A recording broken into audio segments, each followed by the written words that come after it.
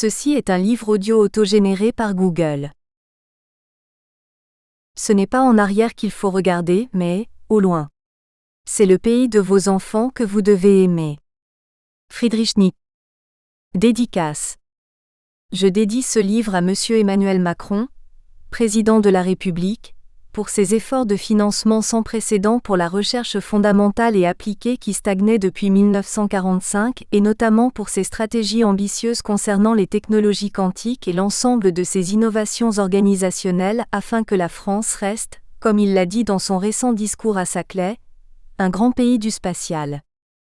À Madame Frédérique Vidal, ministre de l'Enseignement supérieur, de la Recherche et de l'Innovation qui assure la souveraineté et le leadership de la France et s'efforce de donner à chacun l'accès au savoir et au bien commun dont la symbolique est ici présente. À Monsieur Benoît Pugat, créateur de la fondation Un Avenir Ensemble grâce auquel des centaines de jeunes issus de milieux défavorisés trouvent une ouverture au monde, à la culture et un épanouissement professionnel assuré. À celles et ceux qui s'intéressent au devenir des générations futures et aux défis auxquels l'humanité est confrontée. À Jolie Catiouche qui est chez elle en moi. Quel privilège d'avoir une épouse si attentive, si aimante et si aimée. Avertissement. Ce livre est écrit pour les lycéens et les jeunes adultes qui manifestent un intérêt significatif pour l'espace et pour lesquels se dessinent de multiples parcours d'engagement. Il fait suite à Devenez astronaute, qui était plus technique que philosophique. J'ai voulu ici continuer à stimuler des envies et inviter toute une jeunesse prête à s'engager dans des domaines scientifiques et technologiques, sans toutefois craindre des remises en cause et des mises en garde de prudence quand on sait que la jeunesse, pleine d'élan et d'esprit généreux, cherche parfois l'immédiateté d'un épanouissement personnel plutôt qu'un questionnement critique sur nos beaux projets de conquête. Tout d'abord, et je le dis d'emblée, je ne suis pas astronaute, mais initialement biochimiste et biophysicien. Il se trouve qu'après une reconversion radicale, mes fonctions depuis plus de 40 ans sont professeur des universités et psychologue des hôpitaux. Aussi, à partir de la psychanalyse existentielle dont nous allons voir quelques principes et applications, mon rôle est entre autres d'étudier les représentations mentales qui peuvent permettre, pas seulement aux jeunes, mais à l'humanité entière d'aller de l'avant dans ses projets de conquête spatiale, de rendre pensable ce qui ne l'est pas pour un individu qui voudrait faire partie de l'aventure, et aussi d'évoquer ce qui était inconcevable il y a un siècle à peine pour les terriens. Il me semble crucial d'élaborer des éléments qui nous rendront imaginables, ce qui semble à beaucoup actuellement inenvisageable. Je m'explique. Imaginez par exemple que vous affirmiez à Aristote, le philosophe pas le second mari de Jackie Kennedy, que l'être humain pourra un jour voyager dans le ciel. Sûr que vous délirez, il vous répondrait d'aller vite consulter un esculape de son époque. Même au temps des cathédrales, vous n'auriez jamais pu faire monter un roi dans un avion à supposer qu'il exista un 777 sous Charlemagne.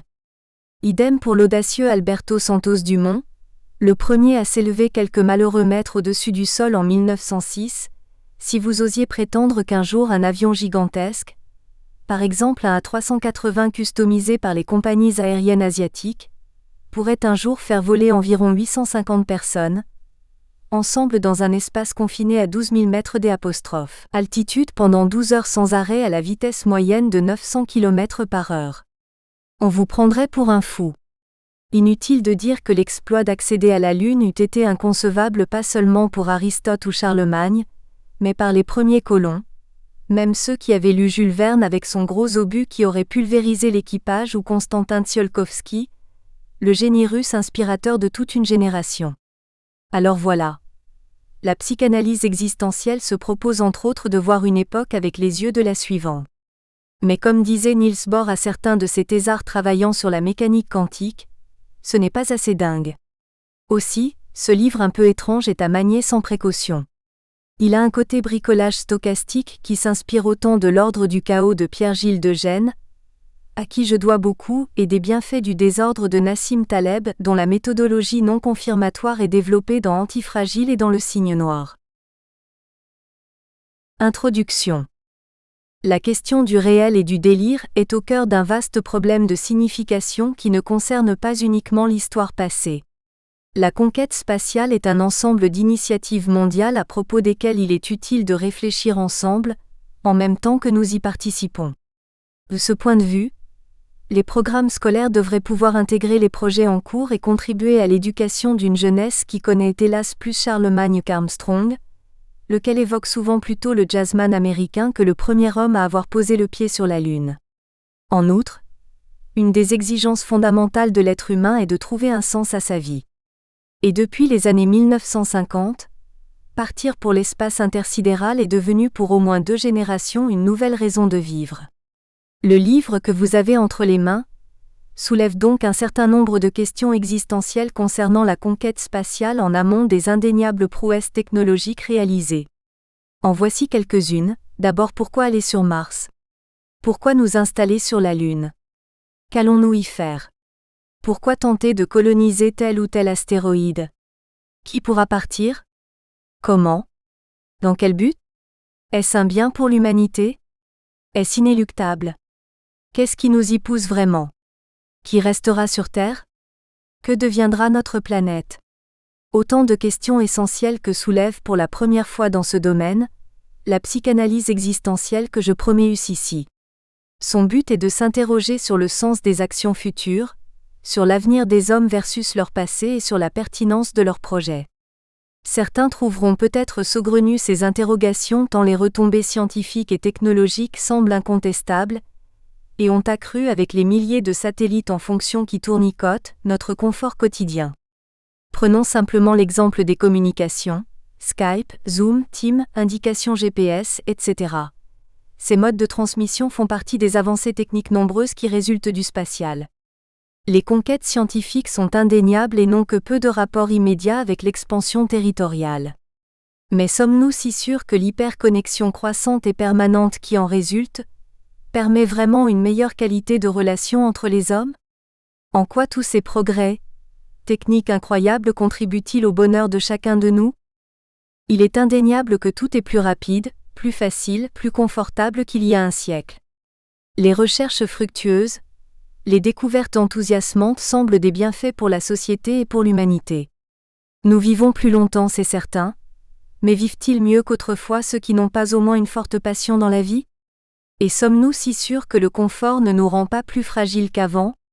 Que pouvons-nous savoir d'absolument certain sur les avantages de nos futures conquêtes? On accuse souvent d'hérésie quiconque conteste les articles de foi en la science et la technique, ainsi que les vérités décrétées par ceux qui ne doutent pas de la bonne foi naturelle de l'être humain. Mais je prends le risque de poser des questions se rapportant à nos prochaines conquêtes à la lumière d'une forme de psychanalyse peu connue jusqu'alors en Europe. La psychanalyse existentielle. Qu'est-ce que la psychanalyse existentielle? Sartre a très justement porté une critique radicale aussi bien à Freud qu'à Adler. Il écrivit significativement dès 1943 « La dimension du futur n'existe pas pour la psychanalyse. De fait, les Freudiens expliquent les comportements humains à partir de leur passé, c'est-à-dire d'un système de causalité initiale, trauma infantile, rôle du père, etc., alors qu'un enfant ou un adolescent, si vous l'observez bien, a surtout dans la tête maints projets qu'il souhaite réaliser un jour. Pour avoir travaillé en pédopsychiatrie pendant 18 ans de ma vie, je puis dire qu'ils aiment surtout imaginer ce qu'ils pourraient devenir en grandissant. Ce qu'ils expriment ainsi et parfois ce qu'ils découvrent à leur insu se nomme la causalité finale. C'est elle qui permet de rendre compte de leurs soucis qu'ils réussissent ou qu'ils échouent. C'est le but qui est en cause en cas d'échec, et réduire tout aux souffrances passées avec papa-maman est une erreur grave. Cela a été dénoncé dans l'Anti-Oedipe il y a longtemps déjà, mais je donnerai une illustration clinique de la causalité finale plus loin dans le chapitre « Psychanalyse existentielle d'un astronaute ». Mais en attendant, prenons l'exemple simple d'un jeune de 15 ans qui court et s'entraîne. Qu'est-ce qui explique son action? Pour la psychanalyse existentielle, c'est essentiellement le but à atteindre qui, par exemple, pourrait être un jour d'être sélectionné dans une équipe prestigieuse, voire de se préparer pour les Jeux Olympiques qui auront lieu dans 4 ans ou plus. Le jeune peut aussi vouloir seulement se maintenir en forme, avoir le plaisir de courir en pleine nature, mais quel objectif poursuit-il vraiment est une question essentielle que pose la psychanalyse existentielle. Elle renonce à croire que tout se joue avant 6 ans. Elle privilégie également l'explicitation, plutôt que l'interprétation. Elle prend effet des recherches que m'ont inspiré Husserl, Binswanger, Jasper, Heidegger, bref des travaux de tous les penseurs existentialistes du XXe siècle et des praticiens comme Fromm, Limburn, Frankl, Yalom dont les références sont aussi Gabriel Marcel et Jean-Paul Sartre. Nous devons nous borner à nous inspirer de la méthode psychanalytique, poursuit Sartre, c'est-à-dire dégager les significations d'un acte en partant du principe que toute action, si insignifiante soit-elle, n'est pas le simple effet de l'état psychique antérieur, c'est moi qui souligne.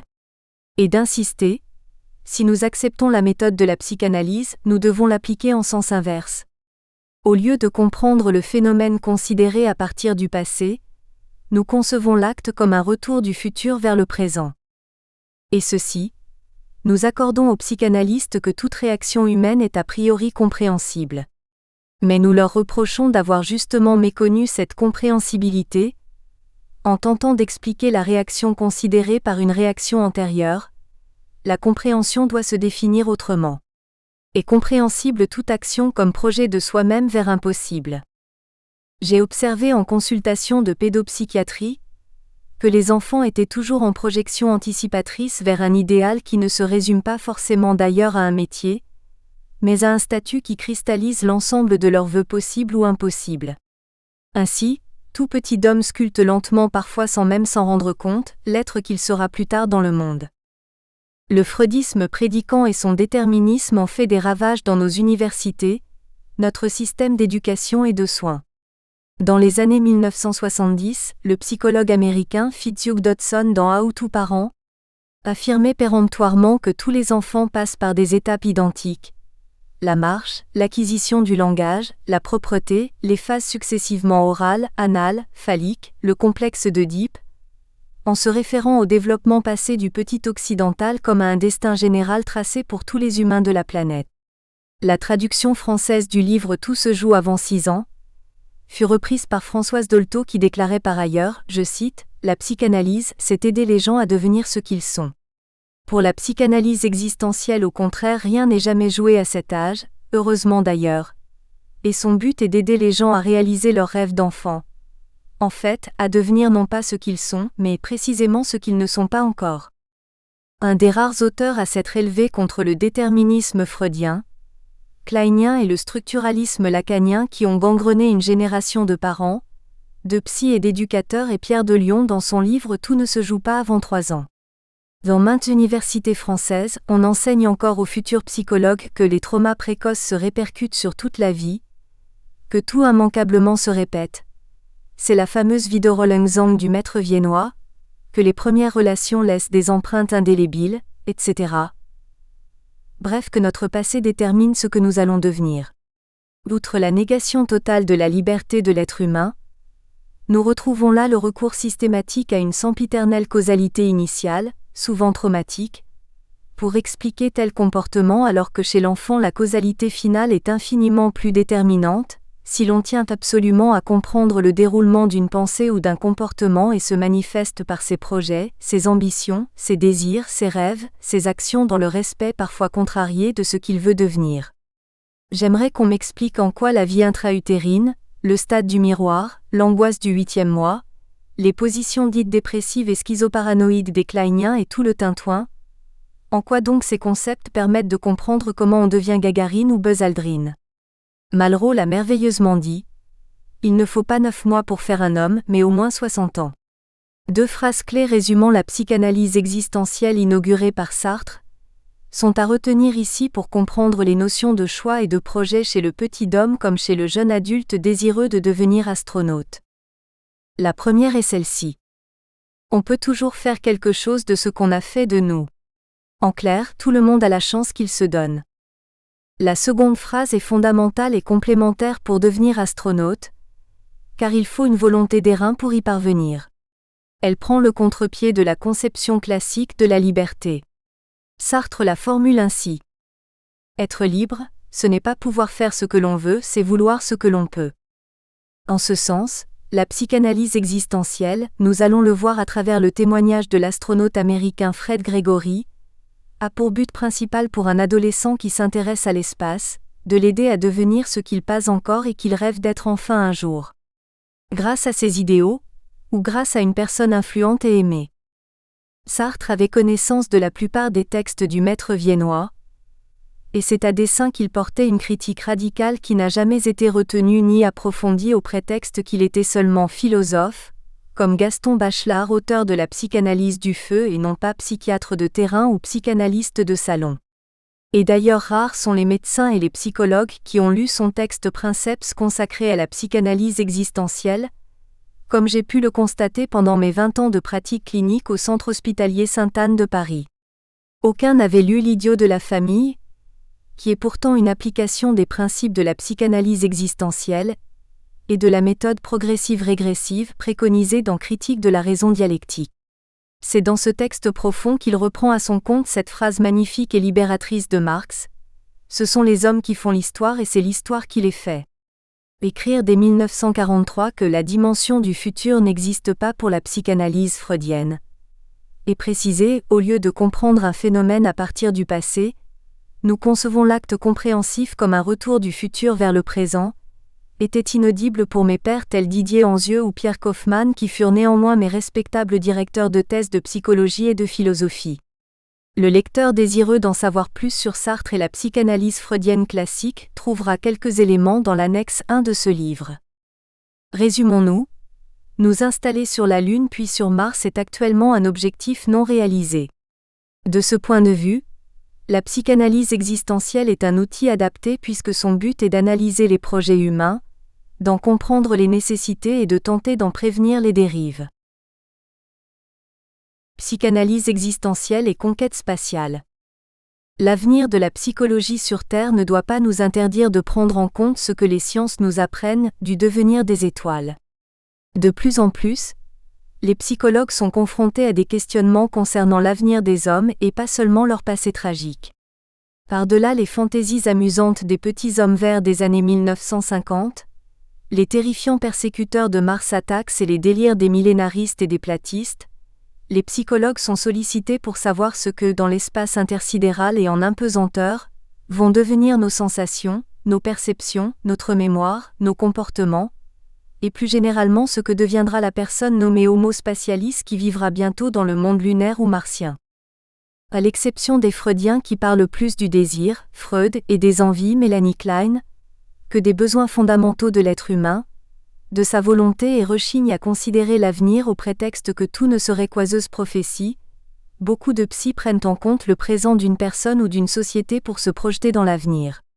Sartre a repris fort justement l'expression de Martin Heidegger : l'homme est fondamentalement un Sich-Vorweg sain, un être en avant de soi. Il peut être parfois en arrière de soi, s'il est nostalgique ou trop retenu par ses souvenirs qui constituent alors une sorte de pratico-inerte dans lequel il s'englue, mais il est plus souvent toujours en avant de soi par le pratico-actif des pensées et des projets qui l'animent, il n'est jamais un moi permanent. Freud aurait dû lire Le loup des steppes d'Hermanès avant d'inventer de toutes pièces des instances non pas psychologiques, mais métapsychologiques lesquelles n'existèrent que dans son imagination, et qu'il attribua à l'homme au loup, puis à tous les humains de la Terre. Le moi unique, figé, identique à lui-même de la naissance à la mort, ça n'existe pas. Tout être est fractal absorbant le monde externe comme une éponge dès la naissance, et c'est le discontinu qui ensuite domine la vie et le jeu de chacun. La continuité du moi n'est qu'une illusion qui est pratique. Samuel Beckett l'a joliment dit : je dis je en sachant que ce n'est pas moi. Mais une parenthèse ici s'impose pour y voir plus clair. La congruence, un concept existentiel. La psychanalyse existentielle que je promets ici repose sur des considérations théoriques essentielles pour comprendre le modus vivendi exigeant des astronautes. Tout d'abord, la congruence éthique consiste à dire ce que l'on fait et à faire ce qu'on dit. Mais la congruence psychologique est absolument essentielle.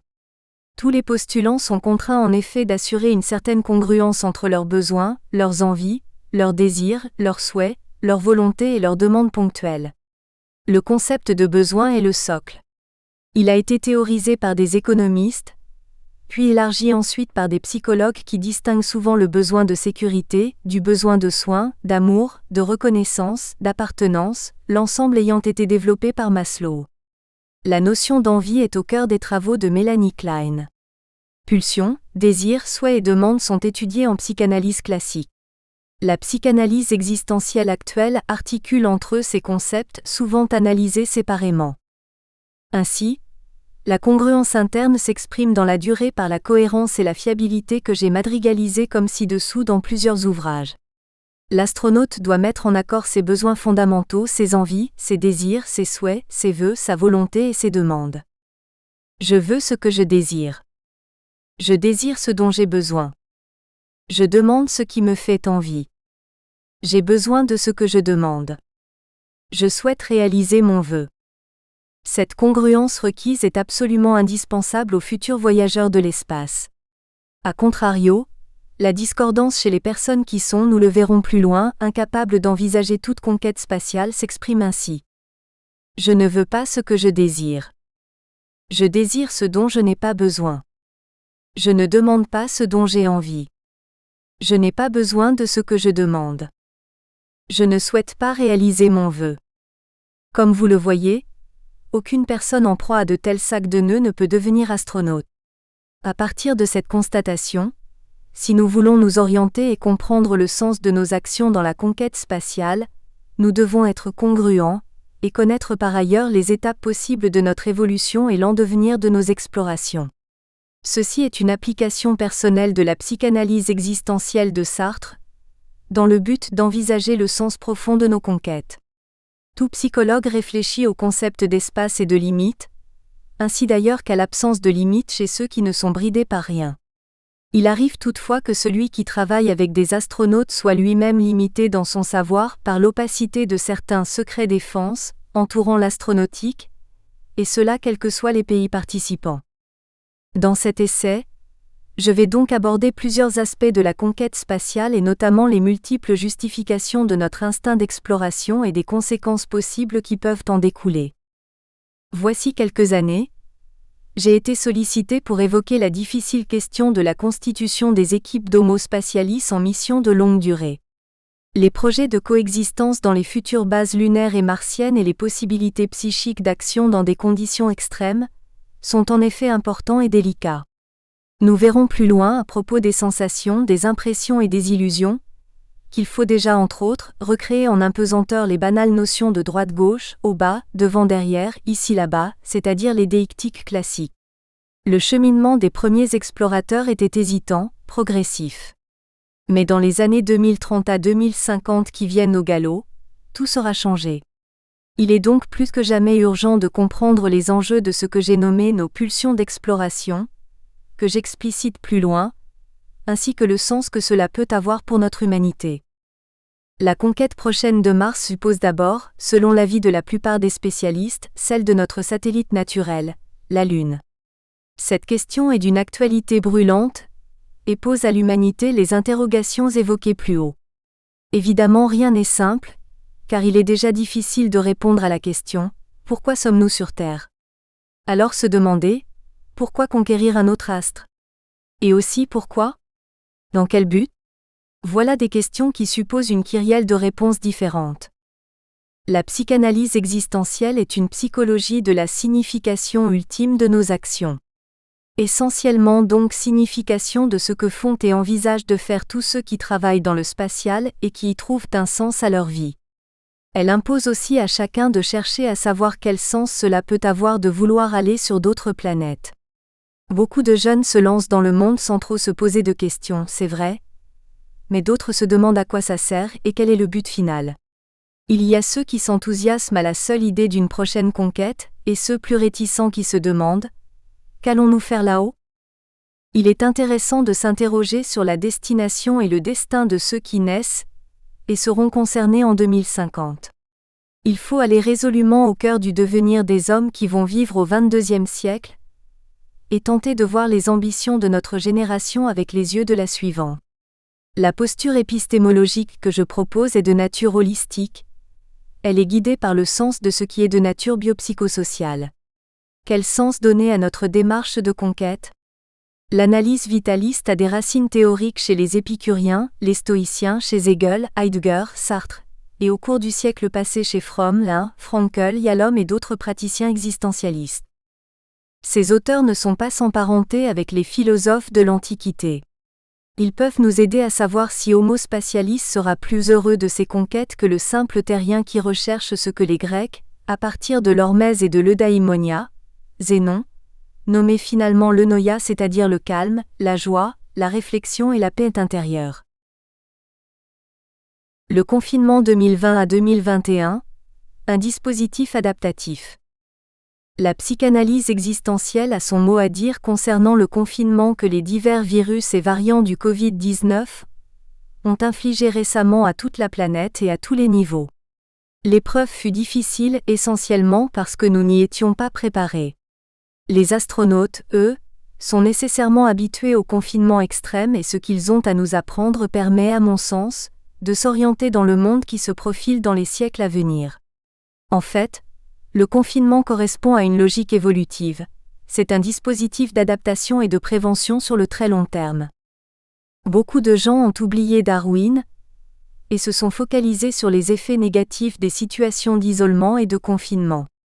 De fait, les astronautes sont pour nous des guides précieux précisément parce qu'ils savent bien que les conditions ICE, acronyme anglais pour isolation, confinement, extreme, préfigurent l'adaptation humaine aux espaces extraterrestres. Même si cela peut paraître choquant, je pense que les divers modes de confinement que nous a imposé l'existence des virus de la pandémie de 2020 à 2021, modes qui à l'ère post-pasteurienne n'ont quand même rien de surprenant, sont des dispositifs adaptatifs au regard de très longues périodes de l'évolution humaine. Nous savons par exemple qu'au Paléolithique supérieur, se réfugier en se confinant dans des grottes permettait aux chasseurs-cueilleurs d'échapper aux dangereux prédateurs. Le confinement fut l'un des premiers moyens de protection des humains, dans un environnement hostile et menaçant. Bien sûr, dès qu'ils le pouvaient, nos ancêtres préféraient les grands espaces et les vertes prairies, mais les grottes constituaient un havre où l'on pouvait se protéger du froid et où les animaux qui rôdaient dangereusement ne parvenaient pas à entrer.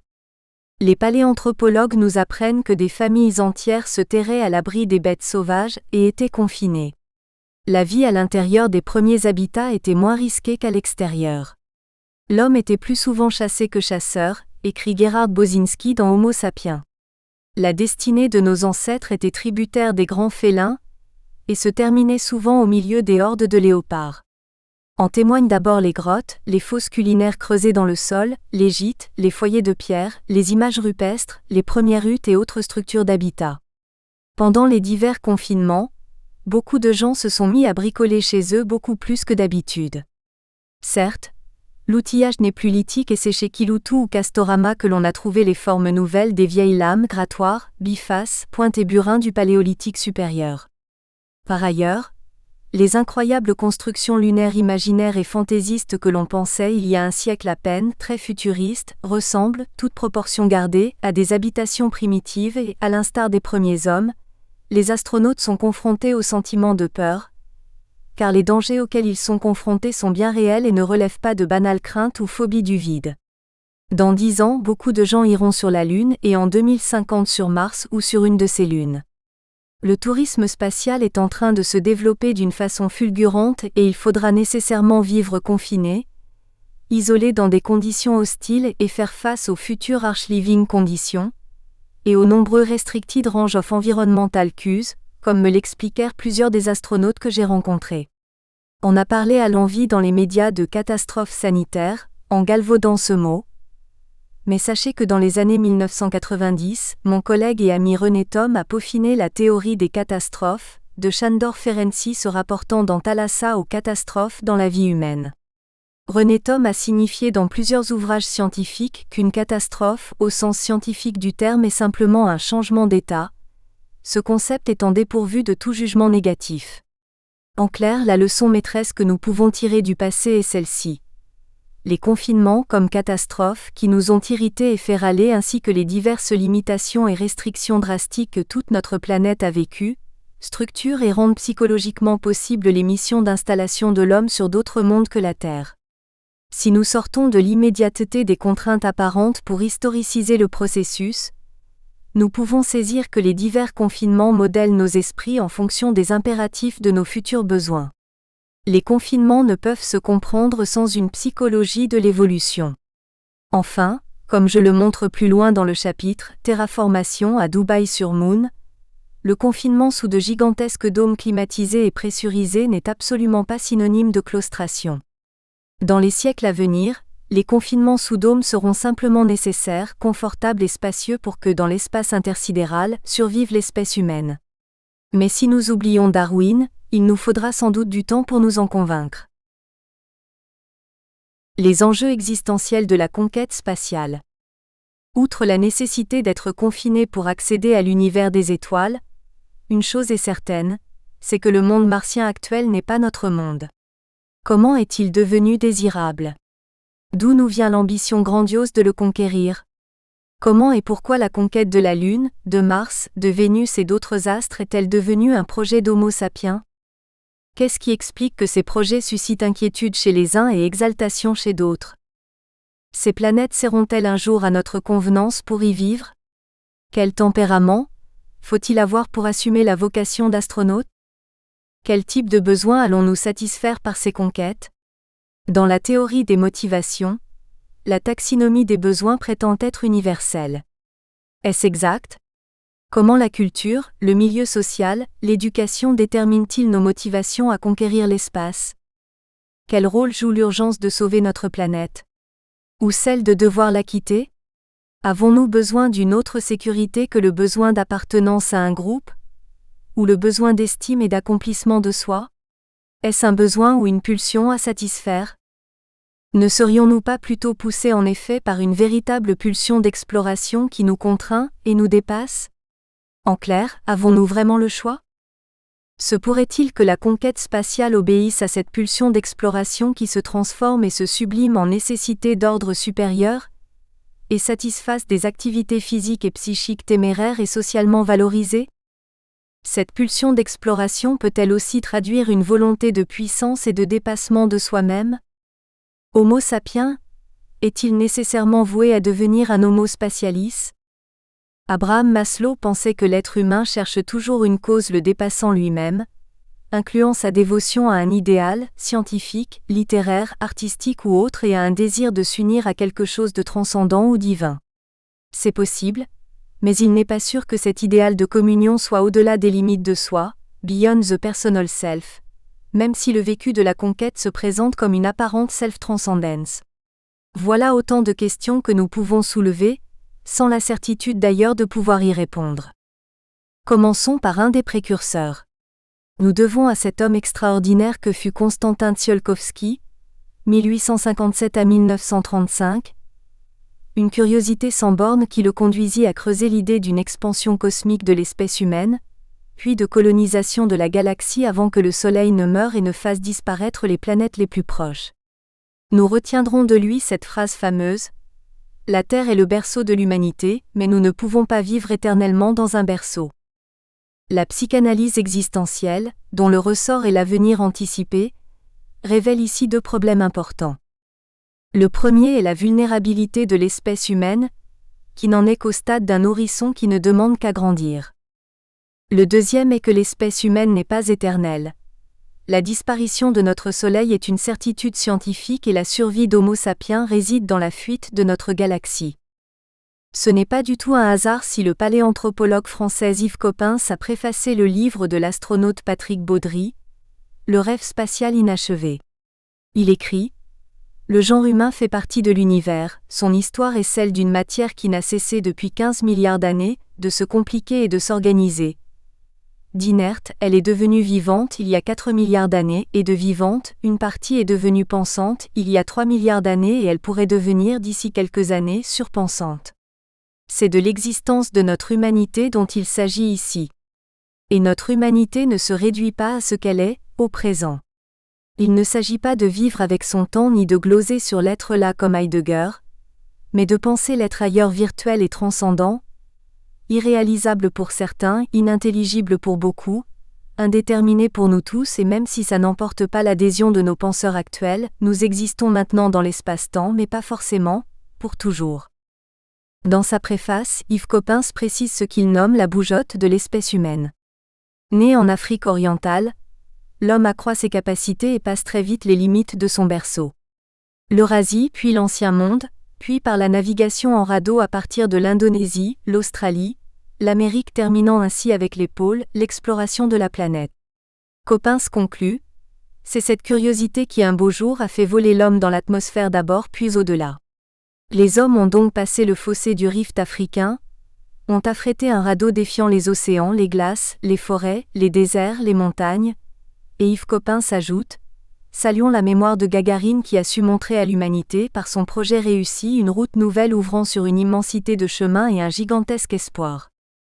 La psychanalyse existentielle confère à l'homme un sentiment historique limité dans l'univers. Elle distingue la réalité d'un projet et l'imaginaire de nos fictions dont le ressort est la fantaisie, le rêve et les mythes que suscitent les astres. Beaucoup de terriens se moquent complètement de conquérir l'espace, et pas seulement ceux dont le travail exténuant empêche de rêver. Les utilitaristes clament l'absurdité et l'inutilité des conquêtes spatiales. Il faut sauver la planète d'abord. Réduire le CO2, lutter contre les gaz à effet de serre. Évidemment, tout le monde est d'accord sur ce point. Notre Terre mérite qu'on lutte pour la préserver. Mais les nourrissons ne rêvent que de rester dans leur douillet berceau et devenus adultes, les casaniers clament. Pourquoi aller sur Mars ? Nous sommes bien mieux sur Terre. Il y a tant de paysages magnifiques, de beauté naturelle à découvrir. C'est exact. Mais là aussi quelque chose pousse un nourrisson à l'exploration hors du berceau. Et puis il y a au contraire, les grands rêveurs délirants et ludiques dont les conquêtes imaginaires et vagabondes s'inspirent des chroniques martiennes de Ray Bradbury. Il y a ceux qui chahutent le réel comme James Matthew Barrie le fit en toute liberté avec le Jamais Jamais du Neverland de Peter Pan, lequel propose à tous les enfants d'atteindre l'île du Jamais Jamais située sur une étoile, vous savez, la deuxième à droite. La psychanalyse existentielle prend en compte les aventures spirituelles les plus déjantées et les plus féeriques. Homo spatialis et Homo viator. Dans les mêmes années où Sartre exposait les principes d'une psychanalyse existentielle, le philosophe chrétien Gabriel Marcel publiait son essai intitulé Homo viator. Il écrit « La vie est un pèlerinage et l'être humain, un viator, un pèlerin qui parcourt un chemin jusqu'au but désiré. » Homo spatialis est l'homo viator des temps modernes. Selon ce penseur existentialiste, l'homme sur Terre est en état permanent d'acheminement, in statu viatoris, et à partir de ce point de vue original il élabore une métaphysique de l'espérance. Je souscris au fait que l'homme depuis des millénaires est toujours en chemin, mais la question reste ouverte de savoir s'il est capable, je cite, de guider nos pas sur la voie du bien. Il est acceptable de penser que tout voyage est orienté vers une recherche spirituelle, mais il est aussi concevable que dans certains chemins qui ne mènent nulle part. C'est la traduction française du texte de Martin Heidegger dit Holzweg. Il soit important de signaler que la route est dangereuse. Haec via periculosa est. J'aime l'idée que la condition humaine est un voyage, que l'homme est une sorte de randonneur en perpétuel cheminement, et qu'il faille parfois s'arrêter comme le faisaient les anciens pour rendre hommage aux personnes méritantes ou héroïques. C'est ce qu'ont fait avec noblesse les Américains sur le pas de tir du Houston Center, pour célébrer des morts dans plusieurs catastrophes de lancement. C'est une tradition qui remonte à l'Antiquité. On enterrait les morts hors des villes, le long des routes et une pierre tombale signalait « Arrête-toi voyageur. Tu foules aux pieds un héros. Estea viator. Erum calcas. » On apostrophait ainsi le voyageur pour qu'il s'arrête, lise et pense. Enfin, nous allons voir au chapitre 2, Psychanalyse existentielle d'un martien, ce que m'a dit l'homme étrange avec qui j'ai été amené à parler de l'avenir du monde. Il m'a posé à la fin de nos entretiens une question qui m'a interpellé, mais qui touche aussi l'humanité entière. Où allez-vous ? Cette question devrait d'ailleurs être l'interrogation première lors de la rencontre de deux êtres et non pas uniquement l'expression banale. Comment allez-vous ? Car ce qui compte c'est plutôt, où allons-nous ? Avec qui ? Pour y chercher quoi ? Pour offrir quoi ? Je me suis alors souvenu du roman de Henryk Sienkiewicz Quo Vadis. Question qui nous renvoie certes au temps de Néron, mais qui me semble toujours aussi pertinente. La locution latine Quo Vadis est tirée des Actes de Pierre. Nous savons que Pierre quitte Rome pour fuir des persécutions, mais Jésus le croise et Pierre lui demande « Où vas-tu Seigneur ? Quo vadis Domine? Jésus répond: Je vais à Rome pour me faire crucifier à nouveau, venio Romam iterum crucififi. Effectivement, il retourne à Rome et se fait crucifier la tête en bas. La réponse de Jésus est inquiétante, et j'évoquerai dans la conclusion le but final de nos conquêtes. En effet, en voulant coloniser les planètes, allons-nous vraiment vers un avenir meilleur? C'est possible. C'est souhaitable. Mais est-ce certain? De Lucie à Gagarine. De fait, les civilisations mondiales ont incontestablement toute chance de connaître dans les 20 ans à venir des changements de grande ampleur dans la mesure où la conquête des espaces lointains est jugée inéluctable. La colonisation de territoires nouveaux a commencé il y a plusieurs millions d'années, quand les épigones de Lucie ont quitté la Phare. L'histoire humaine est parsemée de conquêtes et quel que soit le jugement que l'on porte sur Jules César, Alexandre le Grand, Napoléon et d'autres conquérants, c'est un fait que l'exploration et l'expansion fut leur point commun. Depuis lors, notre espèce continue dans cette voie de façon souvent plus pacifique, et est vouée depuis l'exploit de Youri Gagarin puis des 3 héros américains sur la Lune, à réaliser des petits pas pour l'homme, mais de grands pas pour l'humanité. Mais regardons les choses de plus près. L'expansionnisme fut donc d'abord horizontal, c'est-à-dire territorial et géographique. Dès le Pléistocène supérieur, Homo sapiens cherche à conquérir l'Eurasie avant de s'étendre à l'Amérique et les îles du Pacifique comme en atteste l'homme de Java. La conquête de nouveaux espaces remonte à 1,8 million d'années. Ensuite l'Europe du Sud est envahie, puis l'Europe de Nord. Le site le plus ancien situé hors d'Afrique se trouve à Dmanisi en Géorgie. Des hommes arrivent aux portes de l'Europe et de l'Asie dès cette période. 200 000 ans plus tard, moins 1,6 ma, l'expansion continue. Ce sont les éléments vitaux qui boostent la pulsion d'exploration. On recherche une faune et une flore plus riches et un climat plus favorable. La pulsion d'exploration est à l'origine de diverses stratégies de subsistance. À la recherche de nouveaux espaces, les humains ne se déplacent pas au hasard. Entre 600 000 et moins 500 000 ans, les glaciations font de la Tasmanie, de l'Australie et de la Nouvelle-Guinée une île unie. Résultat, nos ancêtres traversent à pied ou avec de simples radeaux les quelques bras de mer qui subsistent. Entre 300 000 et 15 000 ans, ils pérégrinent, franchissent le détroit de Bering à pied et arrivent en Amérique. Ils colonisent l'Océanie et toute la planète sera occupée. Tout va changer avec le réchauffement climatique qui fait suite à la dernière glaciation. Les 2/3 de la glace arctique fondent. Le niveau des océans monte de 120 mètres. L'Amérique du Nord se sépare de l'Asie de l'Est. Les hommes ne peuvent plus bouger. C'est le début de la sédentarisation, de l'agriculture, de la domestication. La pulsion d'exploration est entravée pour un temps. On lira avec joie l'histoire de l'homme d'Yves Coppens, les premières conquêtes de l'homme de Paul Brunet et les travaux du département de préhistoire du Musée national d'histoire naturelle et ceux de François Séma, de Marie-Hélène Moncel, de Camille Lamotte, paléanthropologue au CNRS. J'évoque plus loin les nombreuses conquêtes romaines qui conduisent à la colonisation des pays d'Europe, puis des zones africaines avec des incursions en Asie. Les conquêtes d'espaces nouveaux se poursuivent au Moyen Âge. Le concept d'errance est élaboré par un pèlerin des Terres Saintes, Félix Fabry, 1440 à 1502. Il s'agit de la conquête d'espaces sacrés.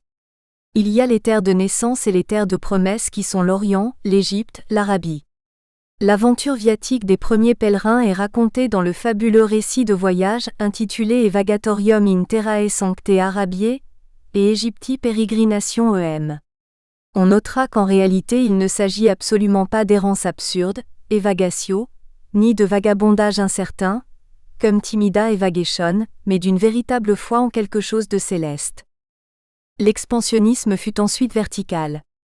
Tout a commencé seulement en 1783 avec Jean-François Pilâtre de Rosiers et le marquis d'Arlande, qui réalisent le premier vol humain à bord d'un ballon à air chaud inventé par les frères Montgolfier.